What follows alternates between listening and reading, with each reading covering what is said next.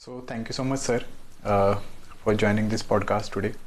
आणि तर मी तुमच्याबद्दल थोडासा रिसर्च केल्यानंतर तर तुमची जर्नी ही खूप अमेझिंग आहे. तर त्याच्यामध्ये मला आठवतं आहे की तुम्ही डेलमध्ये ॲज अ डिरेक्टर म्हणून होता, राईट. तर त्या जेव्हा नॉर्मल एक छोटे ऑर्गनायझेशन जेव्हा काम करते, राईट, तर त्याचं स्ट्रक्चर काम करण्याचं आणि एक मोठी बिग कंपनी जी असते तर ती कशी काम करते बेसिकली, आणि त्याच्यामध्ये प्रोसेसेस की कशा असतात, काय असतात, हे तुम्ही एक्सप्लेन करू शकता?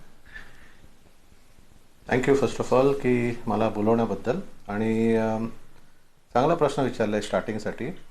माझ्या 27 वर्षाच्या करिअरमध्ये मी बऱ्याच टाईपच्या ऑर्गनायझेशनमध्ये काम केलेलं आहे. पण एक डिस्टिंक्टिव्ह फरक तर जसं राईटली म्हटलं असतं की जे MNCs आहेत किंवा जे चांगले MNCs आहेत तिथे प्रोसेसेस, पॉलिसीज आणि जे आपण गोष्टी अज्युम करतो की सगळे स्ट्रक्चर्ड असतील तसं असतात.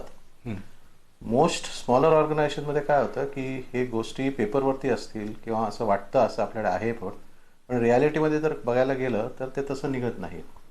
तर one of the biggest differences between smaller organisation आणि may be an organisation like I work with AT&T आणि मग डेलमध्ये पण जेव्हा काम केलेलं आहे तर त्याच्यामध्ये होतं की फर्स्ट अँड फॉरमोस्ट की the employee was always at the centre of everything. That means बरेचसे प्रोसेसेस जे होते दे वर स्ट्रक्चर्ड टुवर्ड्स एम्प्लॉईज. आणि त्याच्यानंतर मग as an individual, as a manager or as a leader you had clear directions for literally a lot of things that your there. आणि that is obviously helps you, कारण when you have a challenge or a doubt you can always go back and refer. You will have some set precedences which are laid down as per policies. Right. So that is something that helps you. ते खूप मदत करतं to be effective. जसं आता just for example डेलमध्ये there was something that is known as a 360-degree feedback.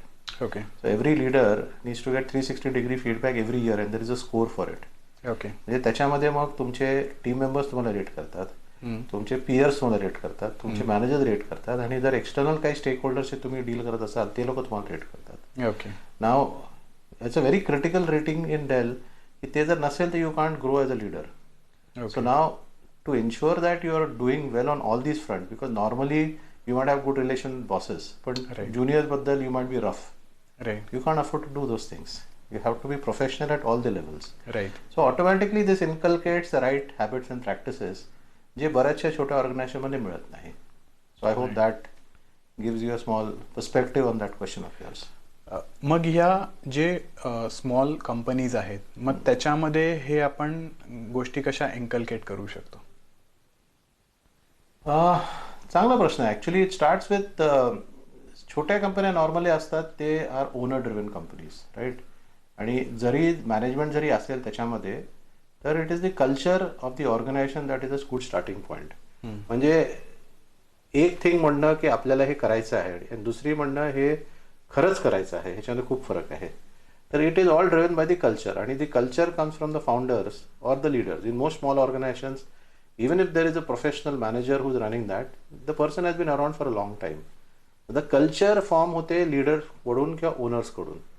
ती is the starting point. आणि जर you are having the right kind of an approach की आपल्याला चांगली कल्चर बनवायची आहे, that is a very important starting point की मग आपल्याला काय प्रोसेसेस आणणं आणि काय आणणं. आता ह्याच्यामध्ये एक दुसरी गोष्ट आपल्याला लक्षात ठेवली पाहिजे की ऑर्गनायझेशन लहान असते आणि मोठी असते, the processes have to be align to that.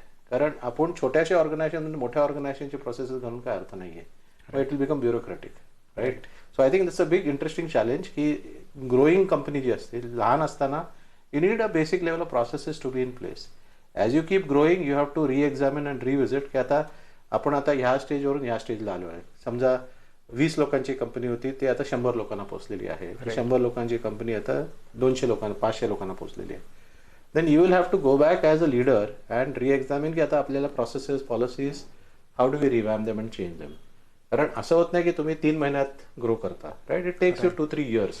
So that means that willingness to revisit and see आता ठीक आहे 2-3 वर्षामध्ये आपण रिव्हिजिट करून आपण have you outgrown our policies and processes, नवीन काय आणायला पाहिजे जशी ऑर्गनायझेशन मोठी झाली. I think that is a very important part to it. So the starting point is first the culture that the owners or the founders want to drive. Secondly, the willingness to really put this thing to place. And the third thing is the willingness to re-examine at every point of time as you keep growing, ki do we need to revamp now? हे तीन गोष्टी जर केलं, then as an organization which is a smaller one, you can inculcate policies and processes. आणि त्याच्यामध्ये चौथी गोष्ट असते शेवटी की आणणार कुठून तुम्ही, राईट? पॉलिसी प्रोसेस काय हवेतून आणू शकत नाही. बरोबर.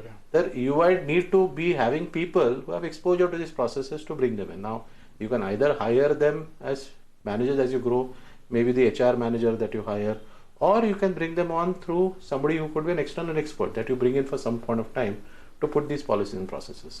That's the HR policy. You might bring in a consultant who can help you to set it up, and then that person will leave. So you need somebody who has that exposure to bring it into your organization successfully, which can be done either by hiring people or by bringing in people for a short duration of time. Sir, जेव्हा तुम्ही म्हणला की कंपनीमध्ये प्रोसेसेसचा एक important role आहे, तर processes ह्या सारख्या चेंज होणाऱ्या गोष्टी आहेत. म्हणजे जशी ऑर्गनायझेशन मोठी होत राहते, मग त्याची असं काही डेफिनेशन लाईन आहे का की ज्याच्यामध्ये की मी माझे सध्या 20 एम्प्लॉईज आहेत कंपनीमध्ये आणि जर माझे 50 एम्प्लॉईजपर्यंत मी ही प्रोसेस ही चालू शकते, असं काही डिफाईन प्रोसेसेस सेट्स असतात का? See, process defined नाही आहे, but like you said, stages आहेत का? There are stages. आता typically when you are a 10 to 20 people organization, तर more or less there is a single person who's driving anything. नावासाठी काहीतरी supervisor कोणतरी असेल मध्ये, but more or less there is a single person that is driving everything. So there is a lot of one-to-one that one can do with everyone, right? So what you might require will be different. Now from that 10 to 20, once you grow to 50, त्यावेळेला you cannot be working with everybody individually. आणि मग ते नावासाठी supervisor नसतील, then you actually will have whether junior manager or whatever level manager, you will have people managing other people. म्हणजे एक first line leadership तुमच्याकडे येऊन जाते. बरोबर. तर basically you start off being saying that you have a single person driving the organization, that is one stage. Then from that stage you move to another stage where you have 2 layers of leadership, an ownership layer, a management layer, and then maybe an execution layer, right? This is the second stage. The third stage is when you have 2 layers now. Typically when you will grow to 100 to 200 people, you will end up getting a third stage.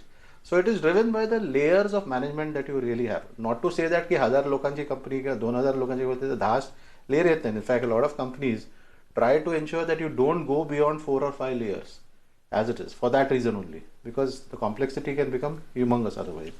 तर in my opinion, the right time to examine की आपण कधी policies process revamp करावं की when you are moving from that 1 layer organization to a 2 layer organization, and moving from a 2 layer organization to a 3 layer organization.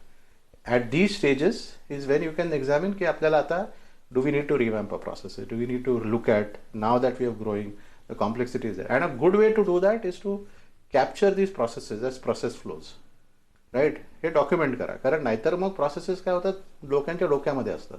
It's only knowledge then. Now you have to transfer that knowledge into a document, and that document is something that is available. म्हणजे when you induct new people, त्यांना त्याचा access द्या आणि नंतर मग त्यांना ते refer करण्यासाठी ते ऑप्शन ठेवा. Then they are able to keep it up. So when you revamp it automatically, now you have a new version that comes in. So the older version is now gone out, and Naveen version process किंवा policy झालं. And that is the way you can ensure induction मध्ये सुद्धा आणि नंतर सुद्धा कामामध्ये सुद्धा you have a reference point to look at. Right. तर तुम्ही जेव्हा डेल आणि AT&T मध्ये होता, तर त्यांच्या प्रोसेसेस बेसिकली म्हणजे कशा असायच्या? म्हणजे की जी एक छोटी कंपनी आहे किंवा 1000 लोकांची कंपनी आहे आणि कम्पॅरेटिव्ह विथ द डेल और AT&T, तर त्याचा डिफरन्शिएट लेवल तुम्हाला काय वाटला की जर ह्या मोठ्या कंपन्यांच्या काही प्रोसेसेस आहेत, जर आपण ह्या छोट्या कंपन्यांमध्ये जर इन्कल्केट केल्या, राईट, तर कंपनीची ग्रोथ ही फास्ट होऊ शकते? So first of all, like I've said again, you cannot take a process like a company like Dell that might be running with lakhs of employees worldwide into a small company. It will not work, right? It will become too much of an bureaucratic process. It doesn't work like that. That's the first thing I'll try to tell you. So at the end of the day, जसं म्हटलं की as you grow, you'll have to incorporate processes. So you cannot take something with a large organization and implant it in a small organization and expect it to work. I think कुठलीही process करताना आपण जे म्हणतो ना की there should be one focus that one should always do. Now why do exist as a business? आपण business कशाला करतो? Can you give me the answer? So we have vision, mission I basically agree, but to why change. what is the purpose of a business? We to serve some customers. Right. तर आपण कुठलीही जी process बनवतो, आपण जर आपण फोकसवरती आपण ठेवलं की आपले कस्टमर्सला आपण कशी व्हॅल्यू डिलिव्हर करू शकतो, आणि त्याच्यामध्ये if the value is being delivered through employees, so when you will keep these two components in mind की आपण जी प्रोसेस बनवतोय, हाऊ डू वी एन्श्युअर की ह्या प्रोसेसमुळे आपल्या कस्टमरला आपल्याला व्हॅल्यू डिलिव्हर करण्यासाठी आपल्याला फायदा होऊ शकतो. बरोबर. आणि त्या प्रोसेसमध्ये आपले एम्प्लॉईज डिलिव्हर करतात व्हॅल्यू, म्हणून मग त्यांचं काम सोपं करण्याकरता आपण प्रोसेस बनवावं. तर हे जर दोन आपण मनात ठेवले प्रोसेसेस किंवा पॉलिसीज बनवताना, then your will be simple. नाहीतर काय होणार की लॉट ऑफ ऑर्गनायझेशन होतं, आपण प्रोसेस किंवा पॉलिसी बनवतो, पण त्याच्यामुळे आपण कस्टमरचे to deal with our organisation become tougher, किंवा employees find it very challenging की आपल्या या ऑर्गनायझेशनमध्ये हे पण करावं लागतं, हे पण करावं लागतं. तर हे दोन गोष्टी जर आपण सेंट्रल फोकसमध्ये ठेवलं, मग तुम्ही जेव्हा प्रोसेसेस बनवता हे जास्ती चांगले बनतात. जेव्हा ते आपण लूज करतो फोकस कस्टमरचं आणि नंतर एम्प्लॉईचं, हे जर आपण फोकस लूज केलं, then the processes start becoming bureaucratic. मग फायनान्सवाली आपली काहीतरी एक प्रोसेस बनवेल, HR वाला काहीतरी आपला एक प्रोसेस बनवेल. असं नाही म्हणणार की चांगलं का वाईट त्याच्यामध्ये काय नसतं, पण त्याला जर फक्त हा पहिला प्रश्न आपण विचारला ह्या प्रोसेस बनवताना की ह्याच्यामुळे आपल्याला कस्टमरला व्हॅल्यू डिलिव्हर करायला मदत करेल का, आणि आपल्या एम्प्लॉईजला मदत करेल का ती व्हॅल्यू डिलिव्हर करण्यामध्ये ॲक्टिव्हिटीजमध्ये, हे जर आपण दोन प्रश्न कुठल्याही पॉलिसी अँड प्रोसेसला अप्लाय केलं आणि मग त्याचं उत्तर आपल्याला मिळालं नाही, तर मग त्याला आपल्याला सिम्प्लिफाय किंवा चेंज करायलाच पाहिजे. So this is my answer की ॲज यू ग्रो हे दोन गोष्टी लक्षात ठेवून मग प्रोसेसेस बनवा. नाहीतर मग by itself process have no meaning.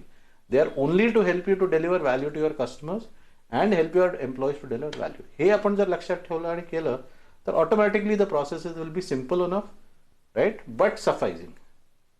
So as you keep growing complexity, also you will put in things which are required, but not unnecessary stuff also. पण जेव्हा तुम्ही जसं म्हणला की we have to be very customer centric and as well as की employees centric also after that, तर त्याच्यातला तो बॅलन्स कसा साधायचा? कारण बऱ्याच वेळा असं होतं की we are very customer centric, but unfortunately आपल्या कंपनीजमधले जे एम्प्लॉईज असतात दे आर ऑलवेज अनहॅपी. तर त्याच्यामध्ये बॅलन्स कसं साधायचा मग? See, employees being unhappy will come from various other reasons, right? What is the culture of the organization that you're creating? If it is nobody says, आता आपण बोलतो ना कधी कधी की पैसे कमी असतील, सॅलरी कमी असते, but salary being less is not the cause of unhappiness, right? Right. Salary being less can be a factor that will drive somebody else to look at another job, but happiness can come across from the culture that you create in the organization, right? तर that is the biggest problem, like I said. Modern, if you remember in the initial stage only I said that as an owner what is the culture that we want to create, and that's a very important starting point. बऱ्याचशा लोकांना जसं म्हणतात ना की fear culture हे असतं, म्हणजे आपल्या खालच्या लोकांना यू कीप दॅट एलिमेंट की प्रेशर करणं, फिअर कल्चर करणं, हे सगळं असतंच. आणि हे नेगेटिव्ह जे एलिमेंट्स आणतो आपण, दे माइट बी इफेक्टिव्ह, आपल्याला वाटतं त्याच्याने काम होतं ते, but in the longer run the people will always be unhappy. ते तुमच्याकडे काम करतील जेव्हापर्यंत त्यांना दुसरा ऑप्शन मिळणार नाही, आणि दुसरा ऑप्शन मिळाला तर निघून जातील. दुसरा जेव्हापर्यंत ऑप्शन मिळत नाही तेव्हापर्यंत ते सहन करत राहतील. बरोबर आहे. Now if you have an organization की लोक तिथे they are happy working because either they are learning, they are growing and they are getting inputs, हे खूप जरुरी असतं ऑर्गनायझेशनमध्ये. तर असे जर आपण कल्चर केलं मग त्याच्यानंतर मग फॅक्टर येतं की आता financially now you'll also have to be fair, की आपल्याला फक्त स्वस्तात लोक मिळतात म्हणून आपण पगार कमी देतो आहे, किंवा आपल्याला चांगले लोक मिळत असतील तर त्यांना किती पगार दिला पाहिजे, कारण कोणालाही त्याचं घर चालवायचं असतंच, त्याचं रिस्पॉन्सिबिलिटी असतातच. बरोबर आहे. तर हेच आहे. तर आपण जसं आपण म्हणतो ना की स्वस्तात मॅनपॉवर मिळते आहे, त्या बिझनेस मॉडेलवरती आपण काम करत असू, त्याच्यापेक्षा आपण असा बिझनेस मॉडेल जर फोकस केलं की आपण कस्टमरला जर चांगली व्हॅल्यू दिली तर कस्टमरसुद्धा चांगलं प्राईस देईल. When you are able to make better profitability, then you are able to hire better people. So then it becomes a virtuous cycle, right? If you are able to drive a business that is a profitable business, then you are able to invest in the business. You are able to bring in ERP systems or whatever things. You are able to hire better people. You are able to give them trainings. हे सगळे गोष्टी व्हायला लागतात. मग ह्याच्यानी मग the employees are also happier working with you, right? So this is how it really becomes. I don't think it's की employees unhappy आणि कस्टमरला डिलिव्हर करणं ह्याच्यामध्ये काही फरक आहे. आपण फक्त जर म्हटलं आपण फक्त प्राइस पॉईंट जर विचार केला मार्केटमध्ये आणि प्राइस पॉईंटवरती करायला गेलो, देन लो मार्जिन बिझनेस करायला लागलो, तर अल्टिमेटली आपण we cannot invest, we cannot hire the great people. आणि बरेचसे बिझनेस आहेत म्हणजे ट्रेडिंग बिडिंगमध्ये असे बरेचसे बिझनेसेस असतात जे खूप लो मार्जिनवरती काम करतात.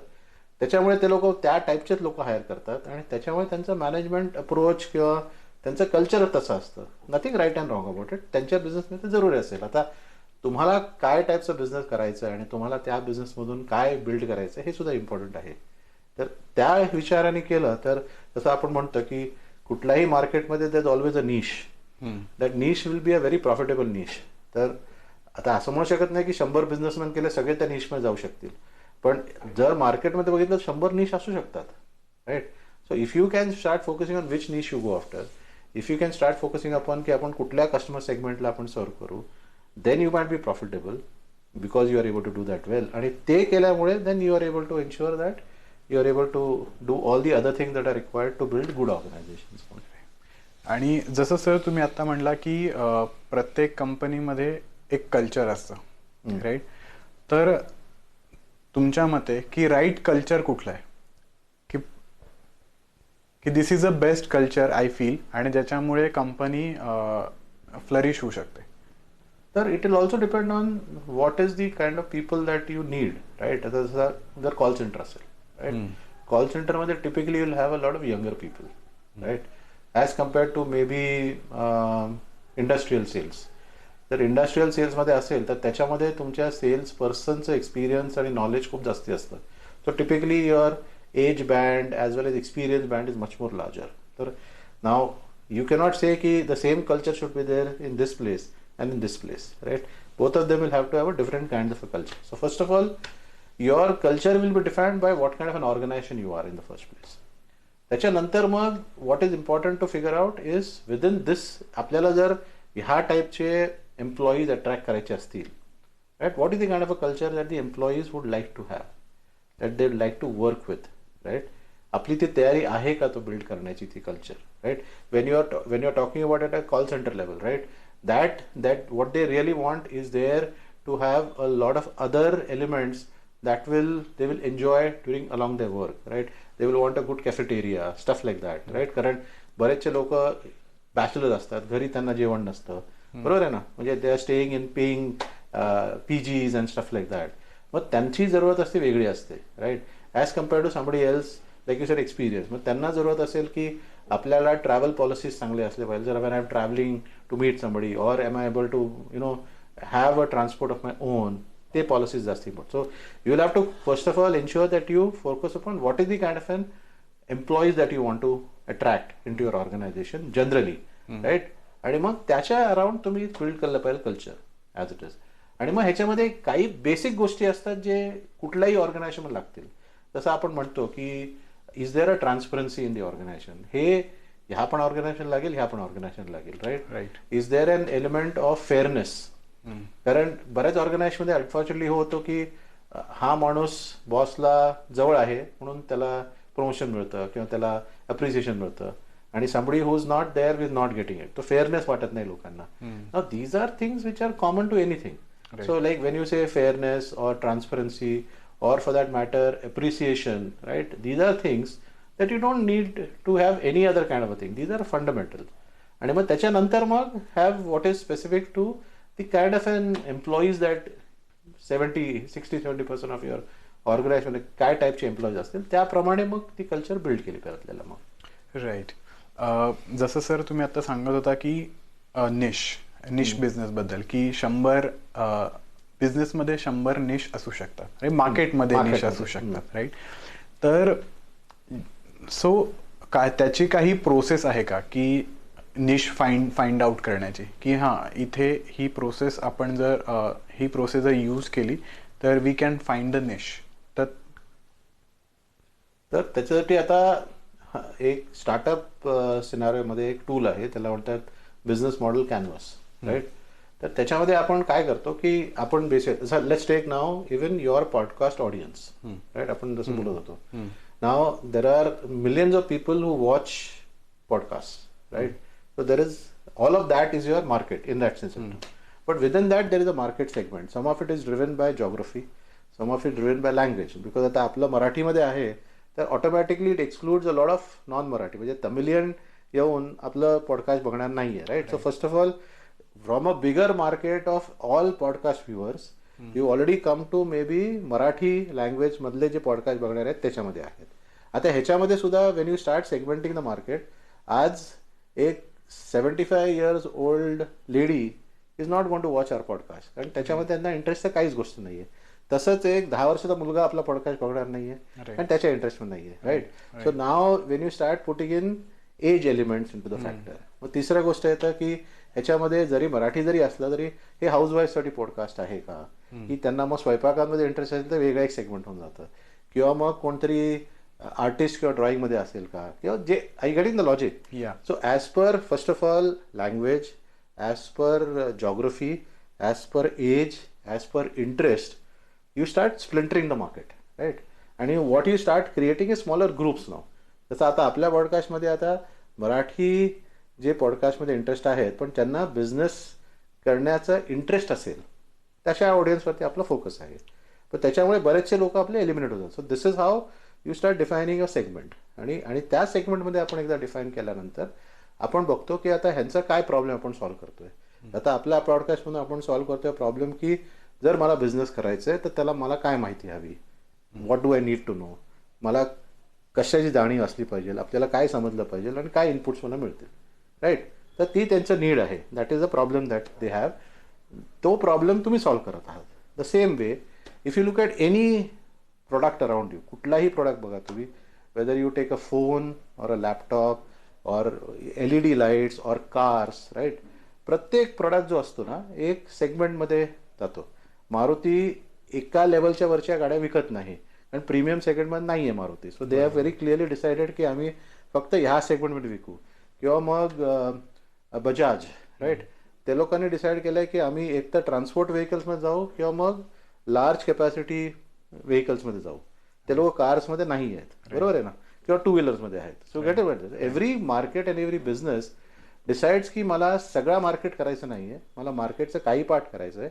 आणि काही पार्ट करायला when I start breaking on the market in these ways there I can start identifying a segment, a niche, right. आणि मग त्या निशवरती फोकस करून जर आपण केलं then obviously our ability to attract that market will be higher and because of that we will be more successful as compared to trying to say की मी एका मार्केटमध्ये येऊन मला कोणाही जो पॉडकास्ट बघत असेल तो माझा पॉडकास्ट बघेल. आपण असंच जर इथून सुरू केलं will always be a failure. Or vehicle manufactures येऊन मी सायकलपासून घेऊन ती 5 करोडची गाडी पण विकणार आहे जर विचार करून आला मार्केटमध्ये तर त्याचा काही फायदा होणार नाही. The same way entrepreneur has to think की किंवा नवीन बिझनेस आपल्याला करायचा असेल तर की आपल्या मार्केटमध्ये हे सगळे ऑप्शन्स आहेत, ह्याच्यामधल्या हे जर आपण ब्रेकअप केले तर काय ऑप्शन्स होतील, त्याच्यामधल्या कुठल्या ऑप्शनच्या किंवा कुठल्या निशच्या मागे आपण आज फोकस करावं. राईट. आता आपण जेव्हा निशबद्दल बोललो तर समजा मला एक निश मिळालेलं आहे बिझनेसमध्ये, तर मग त्याच्या पुढे कसं जायचं आहे. तर आता निश आयडेंटिफायकडे एक गोष्ट असते आणि त्याच्या पॅरलली एक आपण जसं म्हणतो की आपल्याला आयडेंटिफाय करायचं आहे की आपण काय प्रॉब्लेम सॉल्व्ह करतो आहे, राईट. आणि you could start with identifying which problem to solve and then you come to the niche, और you can identify niche and say की ह्या निशमध्ये मला काय प्रॉब्लेम सॉल्व्ह करायचं आहे. दोन्ही अप्रोच तुम्ही करू शकता, ठीक आहे. But an important starting point to any of these conversations की आपण मार्केटमध्ये काय प्रॉब्लेम सॉल्व्ह करत आहे. This is a good starting point. आणि हा का इम्पॉर्टंट स्टार्टिंग पॉईंट आहे की आपल्याला वाटतं की माझ्याकडे काहीतरी एक प्रोडक्ट आहे किंवा सोल्युशन आहे जो खूप युनिक आहे, मार्केटमध्ये कोणच करत नाही आहे ती गोष्ट, पण तो एवढा युनिक असेल की मार्केटमध्ये कोणाला त्याची जरूरतच नाही आहे, तर मग काय फायदा होणार आहे, right. So that is why at the end of the day you have to figure out how are you solving somebody's problem. Now your product or your solution might not be solving in the conventional way, म्हणजे आज तो problem दुसऱ्या तरीकेने solve होत असेल पण तुमच्या solution मध्ये it might be better, but there is still a problem has to be there, right. Having a product without a problem is no use. Having a problem with a different solution is a very good starting point. So this is where is a good starting point to start a business की आपण identify करावा की मी काय problem solve करतोय मार्केटमध्ये, आणि हा कोणासाठी हा खूप मोठा प्रॉब्लेम आहे, आणि कन्व्हेन्शनल मेथड्समध्ये किंवा आत्ता ज्या तरीकेने हा प्रॉब्लेम सॉल्व्ह होतो आहे त्याच्यापेक्षा माझ्याकडे चांगला अप्रोच आहे, राईट. आणि this is a good starting point. काय होतं की शेवटी आपण जर मार्केटमध्ये उतरलो आणि जरी तुम्ही एक प्रॉब्लेम सॉल्व्ह करत असाल आणि बाकी 50 लोक तसेच प्रॉब्लेम सॉल्व्ह करतात आणि तुम्ही पण तेच करत आहात, then you are what you are called a me too product or a product solution. मग त्याच्यामध्ये काय आहे की जसं आपण बोलतो की किराणाचं दुकान, ठीक आहे ना, तर it's a me too business. त्याच्यामध्ये फक्त त्याचा फायदा हे होतो की जॉग्राफिकली त्या लोकांकडे एक एरिया असते, त्याच्यामुळे ते सक्सेसफुल होतात, राईट. पण unless and until you start doing something else and uniquely different from the other people around you, you will not be able to expand geographically. So the same way कुठलाही business जेव्हा मी to असतो, जरी तुम्ही problem solve करा आणि मी to जर असेल तर you will always be restricted की एवढंच मी करू शकेन, ह्याच्यापेक्षा जास्ती करू शकणार नाही. त्याच्या जास्ती करायचं असेल तर you have to find out की am I doing things differently. ते दुसरे आज जे करतायत त्याच्यापासून काहीतरी वेगळ्या तरीकेने मी करतो आहे का, आणि त्या वेगळ्या तरीकेने करण्यामुळे माझ्या कस्टमरला त्याचा वेगळा काही फायदा होतो, त्याला आपण व्हॅल्यू प्रॉपोजिशन म्हणतो, राईट, स्टार्टअपच्या लँग्वेजमध्ये, की आपण आपल्या कस्टमरला काय व्हॅल्यू प्रॉपोजिशन देतो आहे. आणि हे खूपच क्रिटिकल आहे एक बिझनेस सेटअप करण्यामध्ये. हे जर आपण समजून घेतलं आणि जेव्हा बिझनेस सेटअप केला, then what will happen will be that when you are able to talk to तुमच्या कस्टमरला, त्यांचा तुम्ही दाखवू शकाल की मी तुमचा प्रॉब्लेम समजतो आहे आणि तुमच्या प्रॉब्लेमचा हा माझ्याकडे सोल्युशन आहे, जे कस्टमर सुद्धा अप्रिशिएट करतात, कारण हां ठीक आहे, हा सोल्युशन मला कामाचा आहे, आम्हाला पाहिजे आहे. त्याच्यानंतर मग तुमचं एफर्ट जे होतात ते सोपे होतात. मग नाहीतर मग कुठलाही आपण बिझनेस करताना आपण बरेचसे लोक बोलतो, अरे मी हा बिझनेस स्टार्ट केला पण खूप मेहनत लागते, मला खूप कस्टमर जाऊन भेटायला लागतोय, आणि मग घेतल्यानंतर मग मी 100 रुपये सांगितलं, तो बोलतो दुसऱ्या कोणत्या 90ला विकतोय, दुसऱ्या कोणतरी 80ला विकतोय, मग मला माझी किंमत पडायला लागते, मग मला माझं प्रॉफिट कमी करावं लागतं, मला काही जास्ती कमाई नाही आहे. हे जे आपण ऐकतो बऱ्याचशा बिझनेसमॅनकडे, हे बेसिकली ह्याचा प्रॉब्लेम आहे की आपण एकतर प्रॉब्लेम जे आयडेंटिफाय केला त्याच्यामध्ये युनिक सोल्युशन काय आपण आणलेलं नाही आहे, आणि त्याच्यामुळे कस्टमर तुमच्याकडे ते बटाट्यासारखं येते. मग इथे बटाटा 20 रुपये किलो आहे, तिथे 18 रुपये किलो आहे, तर 18 रुपये किलोकडे जाऊन कस्टमर विकत घेणार आहे, बरोबर आहे. आणि when it is a differentiated kind of an approach, मग कस्टमर विलिंग असेल किंवा मी तुझ्या I will pay more but I will take this solution from you. तर मोस्ट बिझनेस प्रॉब्लेम म्हणजे मी बऱ्याचशा छोट्या बिझनेसला स्टार्टअप्समध्ये जेव्हा बघतो मी ॲज इट इज, की बरेचसे बिझनेस फेल ह्याच्यामुळे होतात, not because of the fact that त्यांचे एफर्ट कमी पडले आहेत किंवा ते लोक मेहनत नाही करत आहेत किंवा प्रोडक्टचं मार्केटमध्ये रिक्वायरमेंट नाही आहे, पण तो सोल्युशन काही वेगळा नाही आहे, राईट. तो जेव्हा डिफरन्सिएशन नसेल then it's always a tough, it's an uphill climb, म्हणजे आपण खूप वजन घेऊन चढण्याच्या बरोबर होतोय.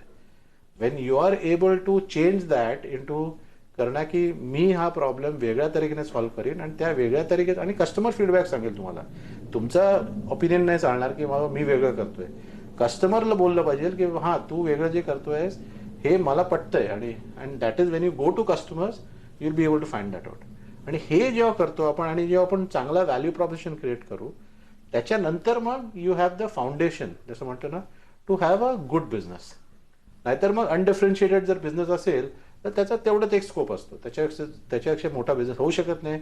मेहनत भरपूर असते, खूपच मेहनत करावी लागते, आणि त्याच्यानंतर सुद्धा प्रॉफिट कमीच असतं शेवटी, राईट. हे आपण जर निघायचं असेल तर मग व्हॅल्यू प्रॉपोजिशन करा, आणि एक चांगल्या व्हॅल्यू प्रॉपोजिशनसाठी मग हे प्रोसेस फॉलो करा की मी कस्टमरचे काय पेन्स आहेत, कस्टमरला जे त्रास होतोय त्याचं मी कसं सॉल्व्ह करतोय, कस्टमर काय फायदे बघतोय या सोल्युशनमधून या प्रोडक्टमधून, हे मी कसं देतो, आणि कस्टमरला काय काय कामं करायची आहेत जे माझं जे सोल्युशन आहे ते करू शकतं. हे 3 गोष्टी जेव्हा तुम्ही आन्सर करता कस्टमरसाठी, मग तुमच्याकडे एक चांगला व्हॅल्यू प्रॉपोजिशन होतो, आणि त्या व्हॅल्यू प्रॉपोजिशन करून मग तुम्ही बिझनेस जर बिल्ड कराल तर तुमचं बरंचसं मेहनत कमी पडेल, तुमची प्रॉफिटेबिलिटी जास्ती असेल, आणि तुमचा सक्सेस सुद्धा जास्ती लवकर येईल मग त्याच्यामधून. राईट. जेव्हा सर तुम्ही असं काही एक्झाम्पल देऊ शकता का की तुम्ही जेव्हा कन्सल्टिंग करत होता की एक नॉर्मल कंपनी होती आणि ज्याच्यामध्ये त्यांच्याकडे नवीन व्हॅल्यू प्रपोजिशन असं काही नव्हतं, राईट, आणि ज्याच्यामध्ये तुम्ही त्यांना काही बिझनेस टिप्स दिल्या आणि त्यांनी they have created a new value preposition आणि त्यांच्या बिझनेसचा टर्न अराउंड झालेला आहे असं. So I will not be able to tell you with the client that I'm working with right now because it will be pretty confidential. कारण त्यांच्या businesses मध्ये this is their unique thing, right? Right. But I'll give you from a generic example point of view. There is something जसं आपण म्हणतो dog food मध्ये, ठीक आहे ना आज, ठीक आहे ना. तर डॉग फूड मध्ये there was a certain company that said की डॉग फूड म्हणजे कुत्र्यांसाठी जे जेवण आहे त्याच्यामध्ये 2-3 ब्रँड इंडियामध्ये आहेत आणि 1-2 फेअरली वेल एस्टॅब्लिश ब्रँड्स आहेत, राईट. नाव त्याच्यामध्ये एका आणि this is an example in the US basically, की त्याच्यामध्ये एका कंपनीने असा फोकस काढला की डॉग फूड हे सगळंच लोक बरेच कंपन्या विकत आहेत, पण आपल्याला फोकस करायचं आहे जे ओनर्स फिटनेसवरती फोकस्ड असतील त्यांना त्यांच्या पेट्ससाठी पण फूड त्या टाईप्सच पाहिजे, कारण त्यांच्या फिटनेस ॲक्टिव्हिटीमध्ये त्यांचे पेट्स पार्टिसिपेट करतात, Okay. Right. So the same way like for humans there is an differentiated product that you find for fitness in food items.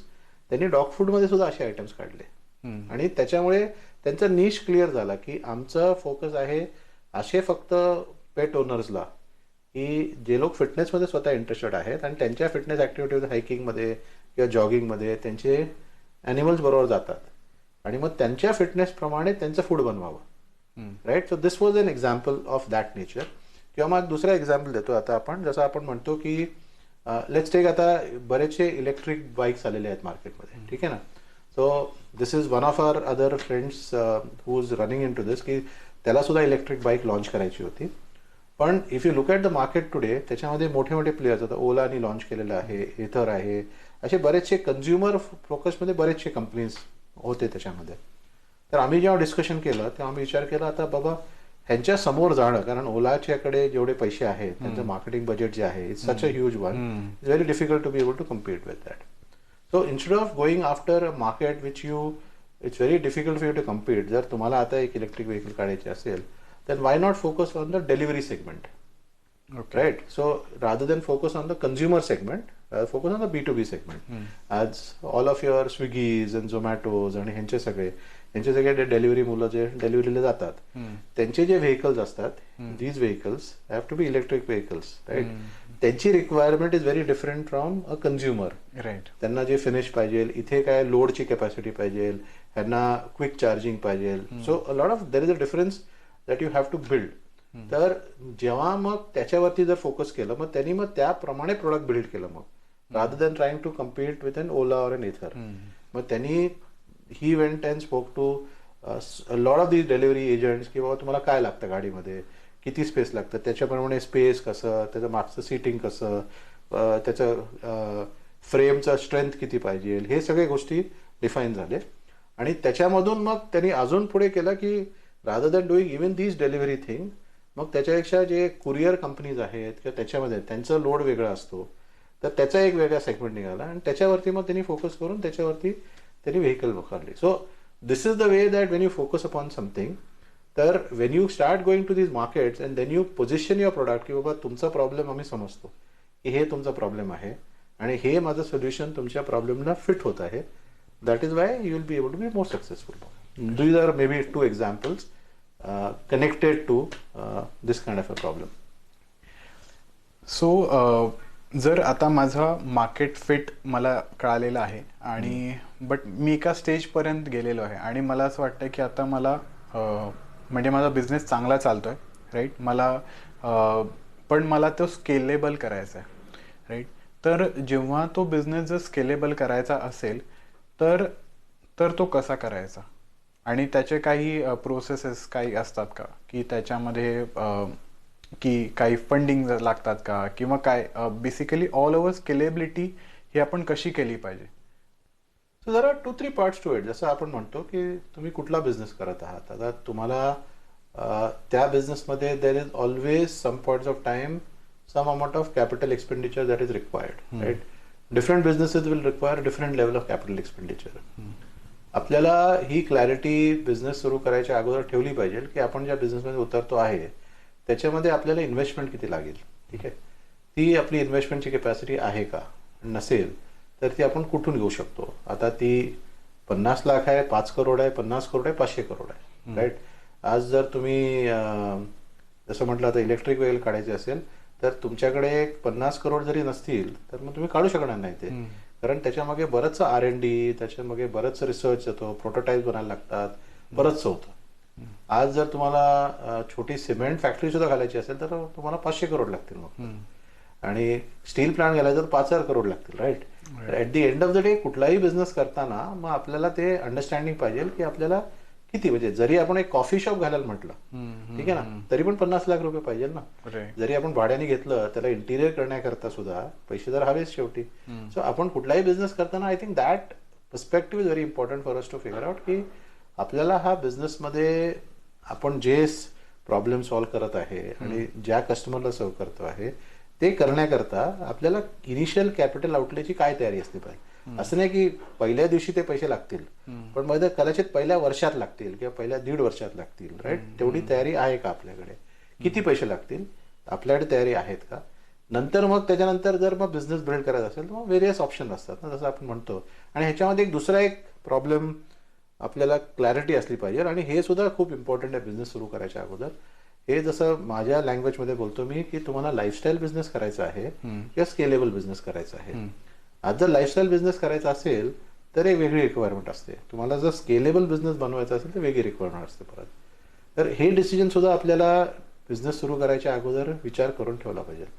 Lifestyle बिझनेसचं definition काय आहे, या बिझनेसनी माझी मी लाईफस्टाईल सपोर्ट करू शकतो, जे काय माझा घराचा खर्च आहे, जेवढं मला कमवायचं आहे हे मी करू शकतो. That is called a lifestyle business. काही चांगलं किंवा वाईट नाही त्याच्यामध्ये, this is also good business to begin. किंवा मला स्केलेबल बिझनेस करायचा आहे की मी असं नाही की मला कदाचित मी एक जसं आपण म्हणत होतो हेअर कटिंग सलून, राईट, कोणीतरी सुरू केलं, बरेचसे असतात इकडे, एक सिंगल सलून असतात, पण त्यातला एक जावेद हबीब असा आला की त्याने म्हटलं की मला एक सलून बनवायचं नाहीये, मला हे स्केलेबल बनवायचं आहे. माझ्याकडे आता त्या आय डोंट नो हाऊ 200-300 आता इंडियामध्ये त्याकडे आता आउटलेट्स आहेत.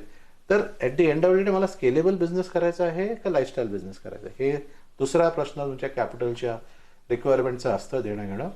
आणि तिसरा प्रश्न याच्यामध्ये हे सुद्धा असतं की मी काय तयारी आहे माझी, की मी एक्सटर्नल फंडिंग घेऊन बिझनेस करणार असेल तर माझी तयारी असली पाहिजे की माझी ओनरशिप कमी होईल बिझनेसमध्ये, राईट.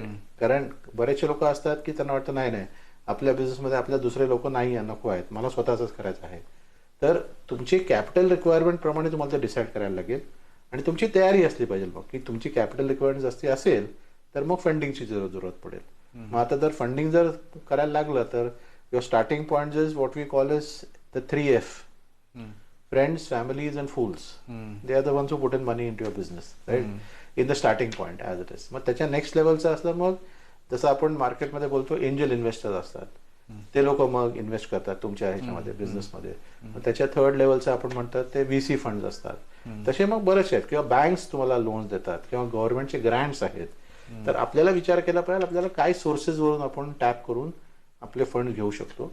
आणि the best source of also funding that you should never forget is की कस्टमर रेव्हेन्यू आम्ही किती लवकर जनरेट करू शकतो आणि त्याच्यामधून सुद्धा काही माझं बिझनेस फंडिंग होऊन जाईल. तर हे सगळं मग फोकस करून मग त्याप्रमाणे आपल्याला आपली तयारी ठेवून ते प्लॅनिंग ठेवून आणि त्याप्रमाणे उतरलं पाहिजे. कारण आपण विचार केला की मला मोठं करायचं आहे पण आपल्याकडे फायनान्शियल तयारी नसेल तर मग तरी काय अर्थ नाहीये. So this amount of planning और forward thinking is very important मला बिझनेस करताना. राईट. सो जेव्हा एका स्टेज नंतर बिझनेस ग्रो करायचा असतो तर तेव्हा आपल्याला आपण we always look for hiring a good team. तर आणि बऱ्याच वेळा मार्केटमध्ये जेव्हा जे एंटरप्रेन्योर्स आहेत so they are facing this challenge to hiring a good team, initial hiring team basically. तर त्याच्यामध्ये काही पॅरामीटर्स, काही फॉर्म्युलाज आहेत का की ज्याच्यामध्ये की हे फॉर्म्युला जर मॅच होत असतील तर he is a good teammate for you long run? I don't think there is a formula for this. It goes back to the basics I told you earlier, right? As an organization, what is the culture that you want to build? And त्या culture what are the values that you hold dear to yourself? Now, who are your good team members are the people who are aligned on values, right? So that's a good starting point. The other starting point that you have basically is what is the productivity that they are able to demonstrate. Right? This is the two elements on which if you evaluate people, आणि त्याच्यामध्ये काय होतं की if you really look at it, a lot of your initial hires might not come with really domain experts. You might not be able to afford them in the beginning. So what you really want are people who have the willingness to learn, work, and are able to grow along with it.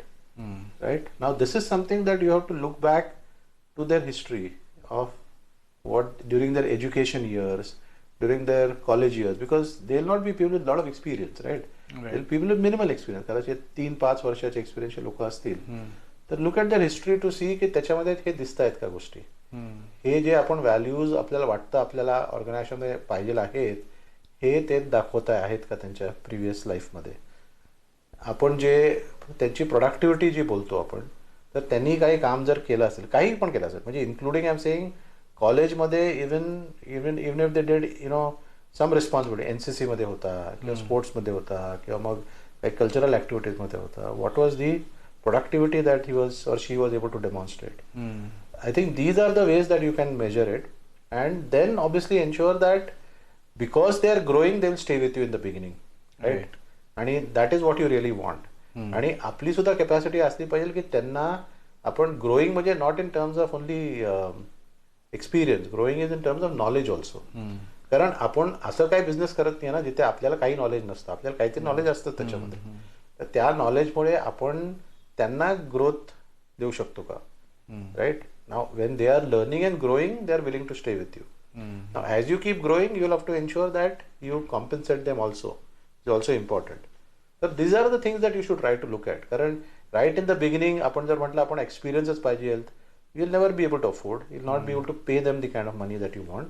So it is far better to build that initial team with a set of people who are enthusiastic, bright, and willing to work hard, and build through that process of learning rather than process of coming with experience. So that could be a good starting point.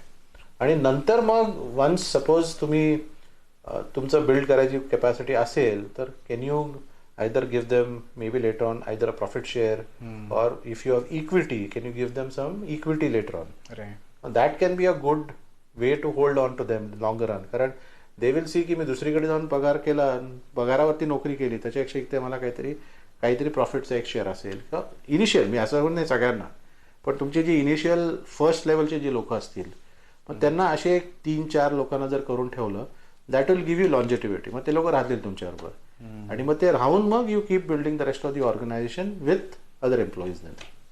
Right. So the initial team is very very important. तुम्ही जर initially जर चांगले लोक आणले तर तुमचं load कमी होतं, राईट? आणि त्याच्यामुळे तुमचं मार्केटमधलं इफेक्टिव्हनेस सुद्धा वाटतं मग, राईट. सो बरेच जॉब सीकर्स असतात किंवा जे ऑलरेडी जॉब करतायत, तर प्रत्येकाच्या मनामध्ये एक थॉट असतो की मला बिझनेस करायचा आहे in long रनमध्ये.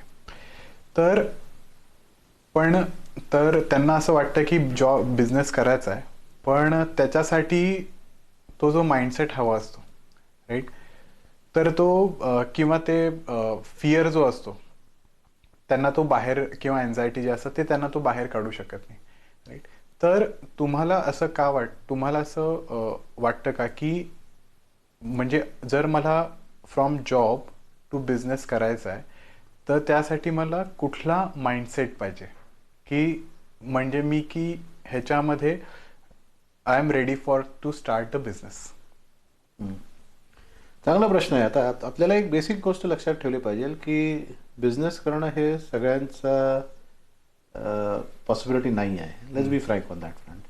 It will be wrong for us to say की प्रत्येकाला विचार केला पाहिजे. एक वेगळं, लाईक यू राईटली सेड, एक वेगळं माइंडसेट लागतं त्यासाठी. आणि असं नाही आहे की प्रत्येक जॉब करणाऱ्याला बिझनेस करायची इच्छा असते. त्याला असं वाटतं, पण जसं आपण म्हणतो ना की आपल्याला बऱ्याच गोष्टी वाटतात पण ते त्याच्या मागचा आपला ड्राईव्ह नसतं ते करण्याकरता. तर बिझनेस करायचं जर असेल तर ऑब्व्हियसली फर्स्ट एक वेगळी ड्राईव्ह लागते, राईट? एक वेगळी एनर्जी लागते. तुम्ही जर असे, if you are a person की ज्याला जेवढं सांगितलं तेवढं करणार आणि तेवढंच करायचं आहे, ह्याला एक्स्ट्रा आपण स्ट्रेच करत नाही आहे, आपण एक्स्ट्रा एफर्ट घालायची तयारी नसेल आपल्या गोष्टींमध्ये. आणि हे if you look at your previous life you will actually look at that and you see that right, की असे काय गोष्टी होते की मी काय एन्जॉय केलं, त्याच्यामध्ये मी भरपूर माझं टाईम एनर्जी घालायची तयारी आहे का, जेवढं जरूरत होतं त्याच्या जास्ती मी एफर्ट घालण्याची माझी तयारी आहे का. This is a good starting point as such right. जर हे नसेल तर मग बिझनेस नाही विचार करावा, कारण मग हे सगळ्यांचं, कारण if you do it with the mentality की सोपं आहे, नाही आहे. म्हणजे बरेचसे लोक ॲक्च्युली जॉब सोडतात आणि बिझनेस करतात, पण you forget something that when you leave a job and you start a business, you have to commit much more time, energy, effort than you'll do in a job, first of all. दुसरी गोष्ट आपण म्हणतो बरेचसे, जसं आपण म्हणतो ना स्टार्टअप्समध्ये लोक बोलतात की मला माझा स्वतःचा बॉस बनायचा आहे आणि मी बिझनेस करीन, आणि जाऊन मग इन्व्हेस्टर कोण पैसे घेतात, त्या लोकांनी नवीन बॉसच घेतलेले शेवटी. बिकॉज इन्व्हेस्टर जेव्हा तुम्ही कोणाकडून पैसे घेता, now you have a new boss, not only one, maybe 2-3 of them, maybe 5 of them. तर the first thing that you have to get out of is fact की मला unsupervised आहे असं काही नसतं बिझनेसमध्ये. उलट बिझनेसमध्ये आपली तयारी मेहनत करण्याची, आपली तयारी जुगाड करण्याची has to be maybe 5x of what you can do in a job, पहिली गोष्ट तर. And that is where this answer to your question की काय माइंडसेट आपल्याकडे असलं पाहिजे. तर हे माइंडसेट असेल की पहिली गोष्ट तर मी जे करीन त्याच्यामध्ये मी माझं 120% एफर्ट घालायची तयारी ठेवतो का, मी जे काम करीन त्याच्यामध्ये मी विचार करतो आहे का, मी ह्याच्यामध्ये अजून काय चांगलं करू शकीन, what can I do better, what can I do different. हे जर आपलं माइंडसेट नसेल तर बिझनेस करून अर्थ नाही आहे. तिसरं जे आपण बोलतो, जसं आपण शब्द वापरला जुगाड किंवा हसल राईट, त्याची तयारी आहे का, आणि ते आपल्याला विलिंगनेस आहे का करण्याकरता, हे खूप इम्पॉर्टंट आहे. आणि चौथं म्हणजे एक जसं इंग्लिश वर्ड किंवा एंटरप्रेन्योर जे म्हणतात, it comes from that word of risk taking right. ते रिस्क टेकिंग एबिलिटी आहे का आपली. जर आपल्याकडे रिस्क टेकिंग एबिलिटी नसेल then business can be very dangerous. पण बिझनेसमध्ये रिस्क आहेच आहे, कारण तुम्ही टाईम घालाल, तुम्ही पैसे घालाल, तुमची एनर्जी घालाल, it is possible that you don't succeed right. So that is a risk ultimately. Nobody says there is no risk in job anymore now. आता आजकाल तुम्ही नोकरी घेतली तरी काय जरूरत नाही आहे, उद्या जाऊन company can lay you off also, असं काही नाही आहे, त्याच्यामध्ये तर नाही आहे.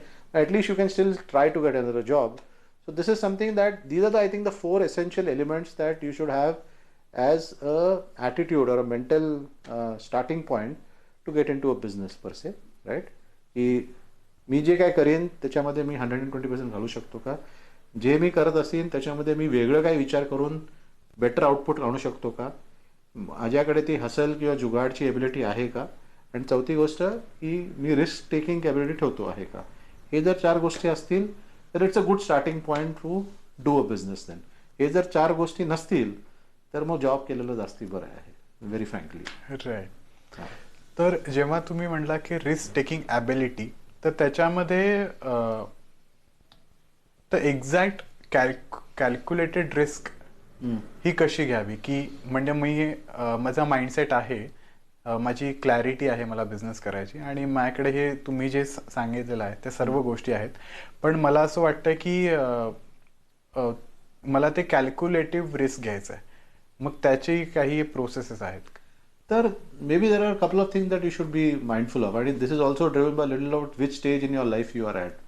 I think a good stage in life to do a startup और a business is also when you are without any attachments of marriage and all that, right? If you do not have responsibility, Right. it's a good time to actually launch into business. And obviously you do not have any loans, education loan nastil, and obviously, and this is the first element that we should keep in mind ki if you have loans on your head you can't do a business. म्हणून जे लोकांना young age मध्ये वाटतं आपण loan घेऊन गाडी घ्यावं, motorcycle घ्यावी, गाडी घ्यावी, आयफोन घ्यावा, it's a wrong attitude. So first of all right, you should be without any encumbrances, Right. like loans or family responsibility. This is a good starting point. If you have that, it's a good time to take a risk. It's not kind of a calculated risk, but at least your lesser challenges you will face. That's one point to it. Another stage is when you come to a certain point, when you suppose you worked, काही वर्ष काम केलेलं आहे किंवा लग्न झालेलं आहे. If you have a working spouse, that's a good cover for you. की एक बेसिक लेवल घर चालवण्यासारखं तरी one partner can take care of that and one partner can venture out. So this becomes the second thing. The third thing is obviously where either you come with that kind of an academic background and all. Karan, when people are investing into you, right, that time they look a lot into what is your academic background and all also, and that is how you are able to attract investments also. If you have those kind of backgrounds and all, then there will be people who are willing to put the money. And if it is equity, it's not a loan that you're not supposed to return it any which way, right? So it's basically you're taking a risk on somebody else's money. So you have the third category is when you have the ability to have somebody else who's willing to invest into you. Obviously you have to have an idea. ते सगळं जसं म्हटलं ते जरुरी आहे, but you have that academic background and all to be able to demonstrate to people कि they will put their money, betting on you. Then now the risk you're transferred from yourself to somebody else partially. So I think these are the three kind of situations that you are able to start off. आणि मग काही basic काही गोष्टी असतात त्याच्या मागे की आपण स्वतःचा एक रनवे ठेवलाच पाहिजे, राईट? की जसं even if you are alone, right, you should at least have enough की से की बाबा माझं I am not dependent upon my parents और समबडी एल्स टू माझ्या खाण्या जेवणा daily monthly expenses and all. Can you create a runway for at least about 18 months, right? की ते तरी एक काहीतरी एक बेस असलं पाहिजे कुठेतरी आपल्याकडे. At that age, typically emergencies are not required. If you are insured and all, it's more than sufficient in my opinion. म्हणजे if you have medical or other insurances, more or less दुसरे काही emergency येऊ शकत नाही त्यावेळेला लाईफमध्ये. So it should be more than sufficient for an 18-month kind of your expenses runway to really create, right? If you have that. So I think these are the base levels that one should be mindful of. आणि त्याच्यानंतर जसं मी आपण अगोदर discuss केलं की don't jump into something what is very obvious and put in time to plan. कारण बरेचसे लोक बघतो मी बिझनेस करताना काही गोष्ट अरे ह्यानी केलं किंवा त्यांनी केलं किंवा कोणीतरी सांगितलं, right? There is a lot more effort you should take to understand मी कशामध्ये करतोय, काय करतोय, before you jump into it. जसं आपण बोलतो जर आपल्याकडे 1 तास असेल आपल्याला झाड कापायला, then if you spend 45 minutes on sharpening the axe, मग ते 15 मिनिटात सुद्धा झाड कापलं जाईल. But with a blunt axe if you try to cut the tree, मग त्याला ते तासभर तुम्ही फक्त घाम आणि मेहनतच करत राहाल. So the logic is the same वे की तुम्ही बिझनेस करायला जाल तर मग तुम्ही ते निश आयडेंटिफाय करा, तुम्ही तुमच्या कस्टमरचा प्रॉब्लेम आयडेंटिफाय करा, तुम्ही ते त्याच्यावरती वेळ घालवा. आणि हे तुम्ही जॉब करताना सुद्धा करू शकता ना, हे तर जॉब सोडून करायची जरूरत नाहीये. So this is something you can do in parallel. And once you have got that input enough, and incidentally, as compared to earlier points of time, today there are lots of organizations that also help you, right? With mentoring, with inputs.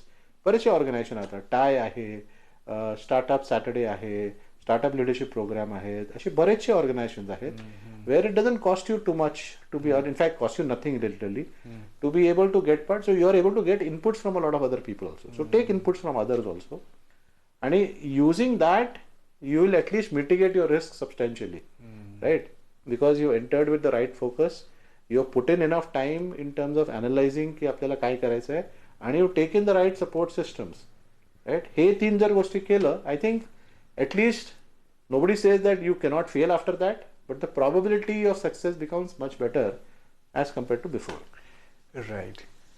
So mindset जसं तुम्ही explain केला, त्याबरोबर skill set पण important आहे, right? तर जेव्हा मला business करायचा आहे तर जॉबमध्ये कसं होतं की मी HR आहे, तर मी 5 वर्ष HR मध्येच काम केलंय, मी फुल फ्लेजेड त्याच्यामध्ये फोकस करतो, किंवा मी सेल्समध्ये तर सेल्समध्ये जास्त फोकस करतो. बट जेव्हा मला बिझनेस चालू करायचा आहे तर हे सगळे स्किल्स मला आले पाहिजेत, म्हणजे पूर्ण नाही आले पाहिजेत बट थोडेफार तरी, म्हणजे अंडरस्टँडिंग त्याचं आपल्याला पाहिजे. तर तुमच्या मते असं काय आहे की कुठले स्किल सेट्स हे एंटरप्रेन्योरशिप जेव्हा बिझनेस स्टार्ट करायच्या आधी हे स्किल सेट हे माझ्याकडे पाहिजेच? तर चांगला प्रश्न आहे परत, कारण आपण बऱ्याचदा बघतो जसं राईटली म्हटलं की इंडियामध्ये आपल्याकडे बहुतेक लोकांचं एक्सपिरियन्स एकाच डोमेनमध्ये असतं. म्हणजे माझ्या लाईफमध्ये आय वॉज फॉर्च्युनेट की मी बरेचसे वेगवेगळ्या गोष्टी केले होते, पण इट्स अ रियालिटी की बऱ्याच लोकांना एक लिमिटेड एक्सपोजर असतं एकाच फील्डमधलं. तर at a starting point like you rightly said, you don't necessarily have to become an expert, पण काही गोष्टी जे क्रिटिकल असतात for a startup is your ability to convince a customer. Even if you're a technical guy, it doesn't matter. Even if you're an HR guy, it doesn't matter. तिथे सुद्धा आपल्याला, even if you're an HR, right, you'll have to sell ideas to people inside an organization, right? So that even if you're a technical person, you might have to sell your solution internally to your company. So any which way, this ability to convince others, even if you don't call it selling, the convincing skills is a very important aspect to it, because for an entrepreneur, right, you are needing to convince customers, you are needing to convince potential employees, you are needing to convince potential investors, potential partners, सगळ्यांनाच convince करायला लागतं. So this is one critical skill that I think that one has to ensure that you develop in terms of being as an entrepreneur. That's part A. The second critical skill in my opinion is a basic knowledge of finance. कारण business शेवटी कितीही काय असतं तरी ultimately it gets into a P&L and balance sheet, right, आणि cash flow is what keeps your business running. तर हे जे फंडामेंटल अंडरस्टँडिंग आहे फायनान्सचं is a very important skill set जे आपण शिकलं पाहिजे. आणि मी बरेचशा अंतर्मनातला बघतो, त्यांना वाटतं की बाबा मी हे फक्त बघीन फायनान्समध्ये अकाउंटंट फक्त तुमचे एंट्रीज बघेल, पण एक अंडरस्टँडिंग तुमचं कॅश फ्लोचं, एक अंडरस्टँडिंग P&Lचं, एक अंडरस्टँडिंग की कुठल्या लिव्हर्स करून, जसं आपण म्हणतो कॅश कन्व्हर्जन सायकल, हे जे बेसिक कॉन्सेप्ट असतात हे खूप क्रिटिकल कॉन्सेप्ट आहेत बिझनेसमध्ये. They can make or break your business. आपल्याला ह्याची जाणीवच नसेल जर, तर आपण त्याच्यावरती फोकसच करणार नाही. तर हे म्हणून second element is very important, is basic finance skills. The third important element that आपल्याला डेव्हलप केलं पाहिजे, जरी आपल्याला एक्सपिरियन्स असेल किंवा नसेल, की बेसिक पीपल मॅनेजमेंट स्किल्स. की शेवटी तुमच्याकडे लोक असणार आहेत, तुम्ही फक्त स्वतःच फक्त काम करणार नाही. जरी 2 माणसं असली, 20 माणसं असली, 200 माणसं असली, तरी पण दुसऱ्यांकडून काम करण्याची क्षमता पाहिजे. त्याला पीपल मॅनेजमेंट स्किल्स बोलतो आपण. हे खूप क्रिटिकल आहे. जर तुमची पर्सनॅलिटी एब्रेसिव्ह आहे किंवा निगेटिव्ह आहे, किंवा लोकांना तुम्ही you do not support them, praise them or anything like that, then you will find it very difficult to motivate people as it is. आणि मग बिझनेसमध्ये ते क्रुशियल आहे, राईट. तुमच्या लोकांचं जे एफर्ट्स तुमच्या बिझनेसमध्ये येतील, they come out of their motivation, and that motivation can only be built when you learn good people management skills. तर this is the third component of what I really feel is a requirement. आणि fourth element थोडंफार जसं आपण एक basic बोलतो, एक project management skills. की काही जर अचीव्ह करायचं असेल तर ह्या टाइम फ्रेममध्ये ह्याला कसं ब्रेकअप करायचं, काय कधीपर्यंत झालं पाहिजे, ह्याला काय कनेक्टेड गोष्टी आहेत जे आपण टेक केअर केले पाहिजे. थोडंसं फॉरवर्ड थिंकिंग. कारण आपण फक्त विचार केला आपल्याला हे करायचं आहे, पण त्याला आपण ब्रेकअप करून आपण त्याच्यावरती बिल्डअप करू शकलो नाही, तर मग काही अचीव्ह करणं इम्पॉसिबल असतं. तर हे 4 गोष्टी खूप इम्पॉर्टंट आहे. Convincing skills, basic knowledge of finance, third is basic people management skills, आणि चौथं बेसिक प्रोजेक्ट मॅनेजमेंट स्किल्स. हे 4 गोष्टी खूपच क्रिटिकल असतील कोणालाही करायला. आणि ह्याच्यामध्ये basically in fact I will digress slightly and add the concept of आपण जे Toastmasters, the organization that I am connected to, where the 2 elements of this, the convincing skills and people management skills are what you learn right through that process. म्हणून ते खूप फायदा होतो लोकांना. So this is where this is all comes in together. की हे आपल्याला असेल किंवा नसेल, असेल तर चांगली गोष्ट आहे, नसेल तर मग कॉन्शियसली बिल्डअप करून आपल्याला ते आपलं स्वतःचं एव्होल्युशन त्याच्यावरती ठेवलं पाहिजे आपल्याला. Right.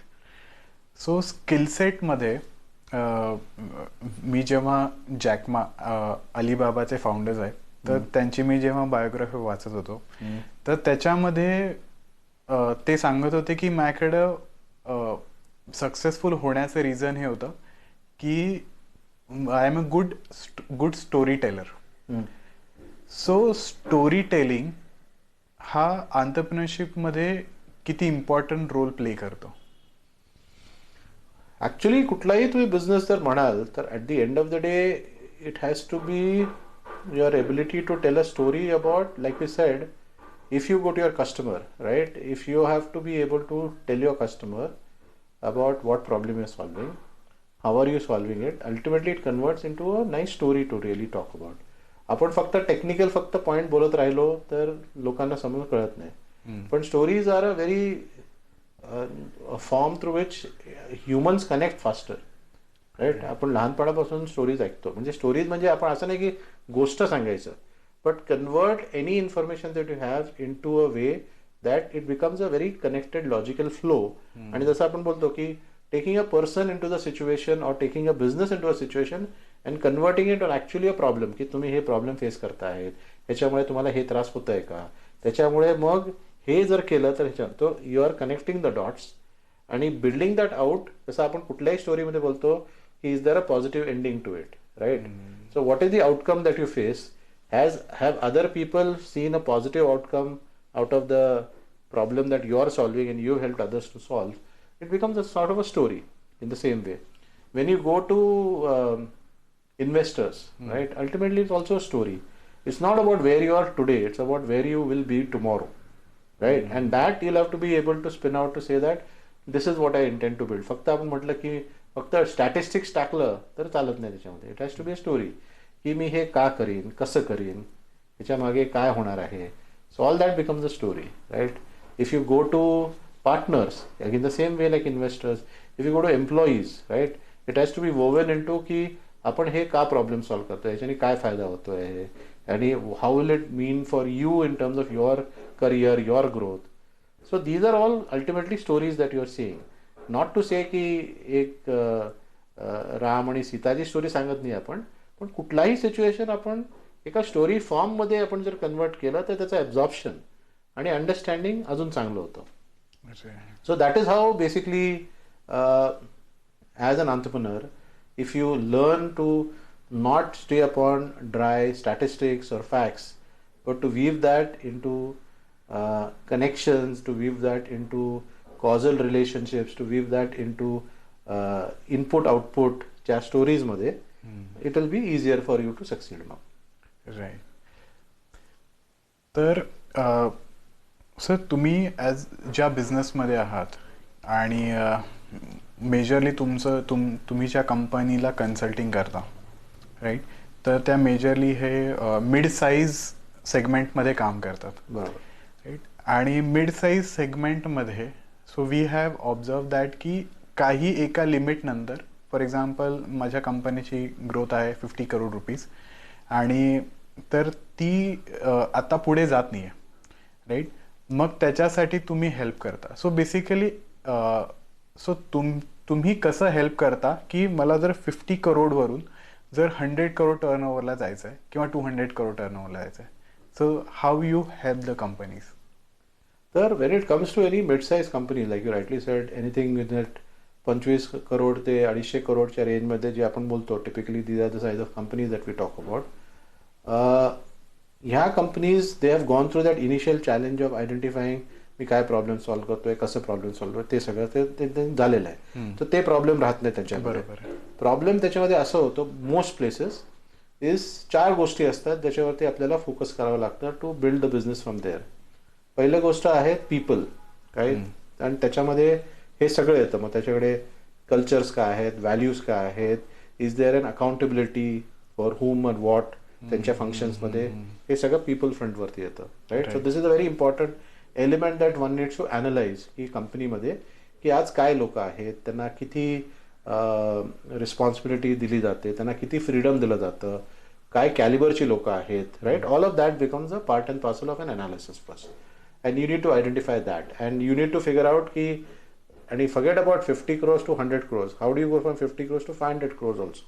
Right. Ultimately, the whole logic is that do you have the people that will help your organization to go where it wants to go is also an important part. And not to say that you have to replace people. पण त्यांच्यामध्ये ज्याच्यामध्ये potential आहे, capability आहे, पण त्यांची capability कशी develop करावी, that becomes an integral part of a thought process, right? आणि जे लोक आहेत त्यांना क्लिअर अकाउंटेबिलिटी आहे का, त्यांचे क्लिअर KPIs आहेत का, ते मेजरेबल आहेत का, what is the process that you do is very very important along with. हे सगळं गोष्ट पीपलमध्ये येतं. तर पहिला फोकस आपण गोष्टी करतो. सेकंड गोष्ट जे आपण फोकस करतो इज द स्ट्रॅटेजी, राईट?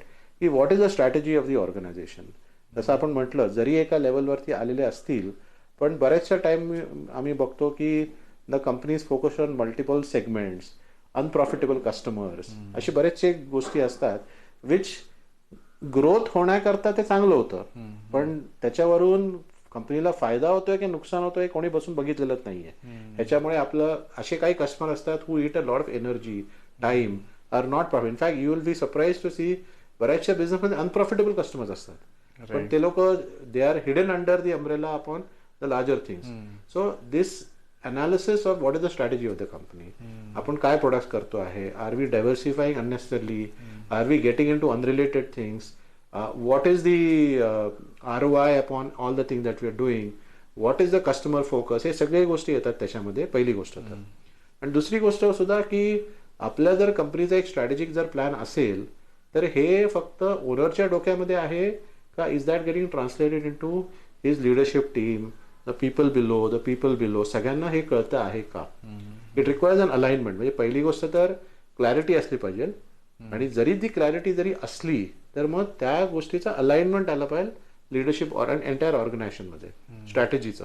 कारण स्ट्रॅटेजी फक्त बोर्डरूम मध्ये नसते. Strategy has to be understood inside the organization. So this is the second key part that we work upon, is how do you identify the right strategy, and once you identify the right strategy, how is it something which is understood by everybody.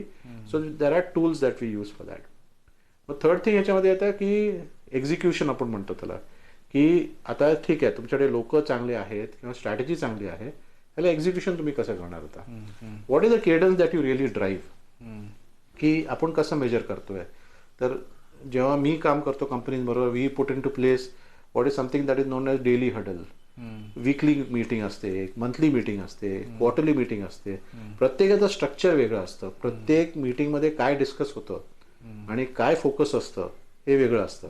त्याच्यामुळे काय होतं की आपण जे decide केलेलं आहे strategic, त्याला एक्झिक्युशनमध्ये आणण्यासाठी काही गोष्टी लागतात. नाहीतर स्ट्रॅटेजी फक्त पेपरवर राहते, ते विसरून जातो. आपण एकदा बनवतो आणि नंतर मग अरे 6 महिन्यानंतर बघतो अरे आपण हे केलंच नाहीये.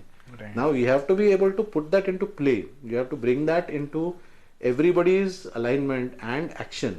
आणि त्याच्यामुळे मग हे मीटिंग केडन्सेस जे असतात हे जे आपण ड्राईव्ह करतो, त्याच्यामुळे मग हे गोष्टी, मग जी स्ट्रॅटेजी असते ती इट स्टार्ट गेटिंग अलाइव्ह. आणि strategy is not something that you do only after 1 year and 2 year. त्याचे कॉम्पोनंट्स आपण प्रत्येक आठवड्यात काय करतोय ते सुद्धा येतं त्याच्यामध्ये. हे सगळं होतं एक्झिक्युशनमध्ये.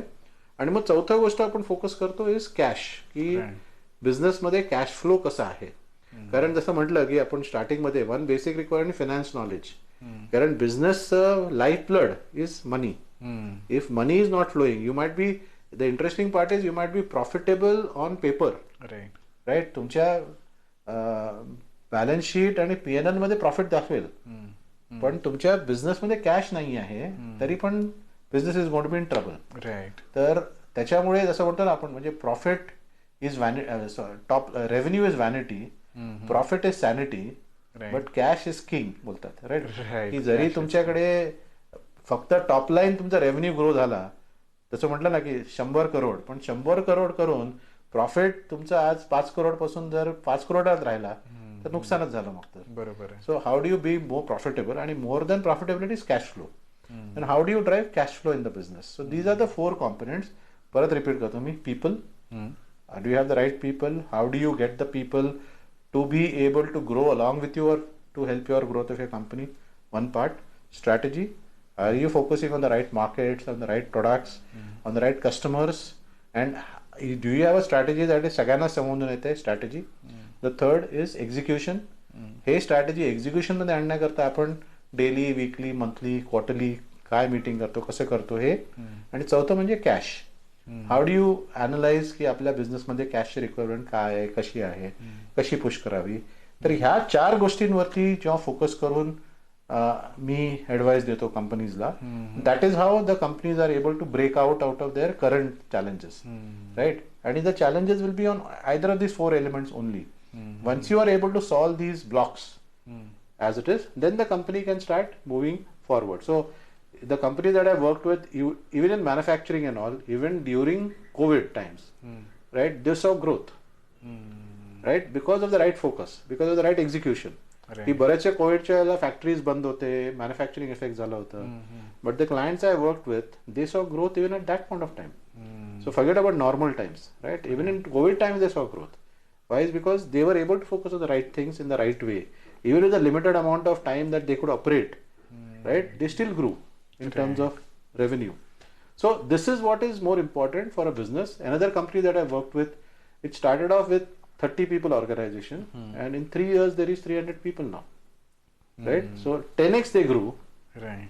10 पटीने वाढले ते लोक बरोबर. in just under 3 years. 3 years. Right? Is because of using the right strategies, the right people, investing into that and growing that. So हे सगळं केल्यामुळे, so what happens is की बिझनेस चालवताना जे फाउंडर्स किंवा ओनर्स असतात बरेच स्मार्ट असतात, पण ते लोक अल्टिमेटली डे टू डे मध्येच अडकलेले असतात, राईट? त्यांना त्याच्यावरून बाहेर कसं काढावं आणि मग स्ट्रॅटेजीवरती फोकस करून मग बिझनेस चालू शकतो. बोलतो ना आपण, तुम्ही बिझनेसमध्ये तुम्ही काम करू शकता किंवा बिझनेस वरती तुम्ही काम करू शकता. You can be working in your business on your business. Right. तर the difference basically is that you have to get a founder to start working on the business, not in the business. जेव्हा तो स्वतः धावपळ करतोय sale आणण्याकरता, तो स्वतः धावपळ करतो मॅन्युफॅक्चरिंग करण्याकरता, तो सगळा स्वतः जेव्हापर्यंत धावपळ करेल ना तो, that time he's in the business. Right. When he is able to set up all these things in place, he is able to get out and is able to work on the business. आणि त्याच्यामुळे मग the business can grow. The biggest problem with most entrepreneurs is की त्यांना सगळं करावं लागतं, right? आणि त्याच्यामधून बाहेर निघण्याकरताच हे सगळे टूल्स लागतात मग. So that is what I basically add value to the companies I work with. की I free up the entrepreneurs to focus on the right things. आणि ते लोक बरेच केपेबल लोक आहेत, तर त्याच्यामुळे they are able to grow their businesses much more faster. Right. So I think आपण almost more than 1 hour we are having conversation. आणि तर आजचं जे कॉन्व्हर्सेशन होतं त्याच्यामध्ये मला असं वाटतं की खूप सारे करंट एंटरप्रेन्योर्स जे आहेत आणि की जे वनअप्रेन्योर्स आहेत की ज्यांना बिझनेस चालू करायचा आहे, तो डेफिनेटली ह्याचा त्यांना हेल्प होईल. आणि वी कॅन सी दॅट की अजून अधिकाधिक मराठी लोक बिझनेसमध्ये येतील किंवा जे ऑलरेडी मराठी लोक बिझनेस करत आहेत तर त्यांचा बिझनेस ग्रो होईल असं. So thank you so much sir की आज तुम्ही you accepted our invite for having this conversation. आणि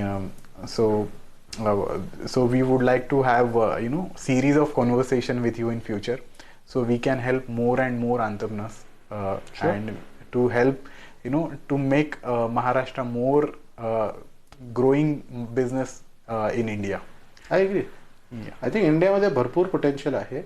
आपल्या कंट्रीमध्ये, आपल्या स्टेटमध्ये खूप पोटेन्शियल आहे. आणि I think there are lots of support systems and opportunities. लोकांनी त्याचा फायदा घ्यावा आणि don't necessarily hesitate, but if you have the right, like we said, mindset and skill sets, Right. then definitely it's a very rewarding journey and it can be fantastic. It's an amazing learning, it's an amazing personal growth journey. Right. आणि भरपूर support systems आहेत, याचा फायदा घ्या आणि मोठे व्हा. Be successful and make people around you successful. Yes. Thank you so much, sir. Sure.